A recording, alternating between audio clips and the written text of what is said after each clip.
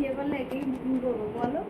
আজকের ক্লায়েন্ট কেন এরকম বললো চলো তোমাদের সাথে শেয়ার করি পুরো ভিডিওটা। হ্যালো এভরিওয়ান, আমি মেকআপ আর্টিস্ট নিয়ে আজ তোমাদের সাথে শেয়ার করবো 9th মার্চের বিকেলের পার্টি মেকআপগুলো।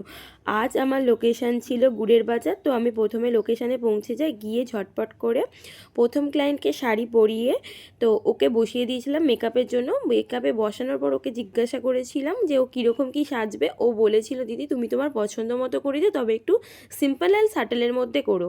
তো এখানে আমি বেসটা প্রথমে ব্লেন্ড করে নিয়েছিলাম। আজ খুব তাড়াতাড়ির মধ্যেই ছিলাম কারণ 3টে ক্লায়েন্ট ছিল।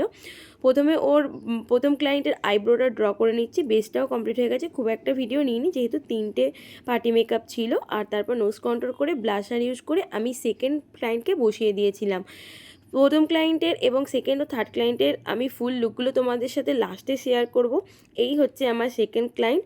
দিদিকে আমি বসিয়ে দিয়েছিলাম। দিদিও বলেছিল যে আমাকে তুমি তোমার পছন্দ মতো সাজিয়ে দিও, আমার কোনো রিকোয়ারমেন্ট নেই, আমাকে ভালো লাগলেই হবে। তারপর দিদিরও বেসটা পুরো কমপ্লিট করে নিয়েছিলাম এবং বসিয়ে দিয়েছিলাম থার্ড ক্লায়েন্টকে। তো এই দিদিকে আমি অনেকটাই ধন্যবাদ জানাবো, কারণ এই দিদি অনেকটাই পেশেন্স নিয়ে অনেকক্ষণ ধরেই বসেছিল আমার কাছে সাজবে বলে। দিদি যদি এতটা সাপোর্ট না করতো আমি হয়তো আজকে 3টে মেকআপ কমপ্লিট করতে পারতাম না। প্রথমেই আমি বলেছিলাম দিদিকে যে দিদি আমি খুব বড়জোর হলে 2টো পার্টি মেকআপ করতে পারবো, 3টে করতে পারবো না। তো দিদি অনেক রিকোয়েস্ট করেছিল বলেই আমি 3টে কাজ নিয়েছিলাম। তো দিদিও আমাকে বলে দিয়েছিল যে আমি যেহেতু বাড়ির বড় বউ, তুমি আমাকে সেই মতো সাজিয়ে দিও, আমাকে যেন দেখে মনে হয় আমি বাড়ির বড় বউ। তো দিদিকেও আমি সেই হিসাবেই সাজিয়েছি।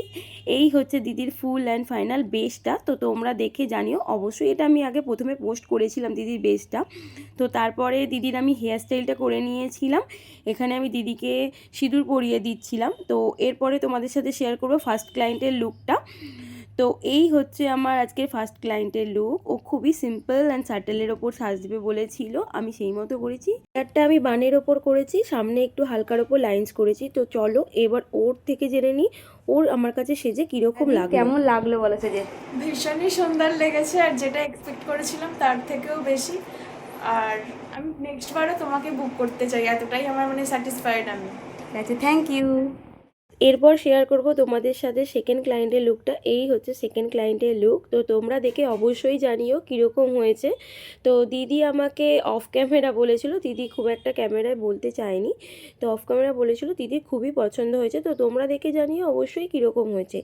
এরপর শেয়ার করি তোমাদের সাথে থার্ড ক্লায়েন্টের লুকটা। এটা হচ্ছে আমার থার্ড ক্লায়েন্টের লুক। আমি বানের ওপর হেয়ারস্টাইলটা করে দিয়েছিলাম আর সামনে হালকা লাইন্স করে দিয়েছিলাম। তো তোমরা দেখে জানো কীরকম হয়েছে এবং দিদির থেকেও জেনে দিদি নিই কেমন লাগলো বলো সেজে? দারুণ, খুব ভালো লেগেছে আমার তোমার কাছে সেজে। আবার যখন আমি কোথাও যাব তোমাকেই বুকিং করবো। আচ্ছা ঠিক আছে, থ্যাংক ইউ। ওয়েলকাম। তো এই হচ্ছে আজকের 3টি লুক। তোমাদের কোন লুকটা ভালো লাগলো অবশ্যই কমেন্ট করে জানিও। আর ভিডিওটা যদি ভালো লাগে লাইক কমেন্ট শেয়ার করে দিও। আর তোমরা যদি চাও তোমাদের স্পেশাল ডেতে আমাকে বুক করতে তাহলে অবশ্যই ইনবক্স করো। চলো দেখা হচ্ছে আবারও একটা নেক্সট ভিডিও নিয়ে। টাটা।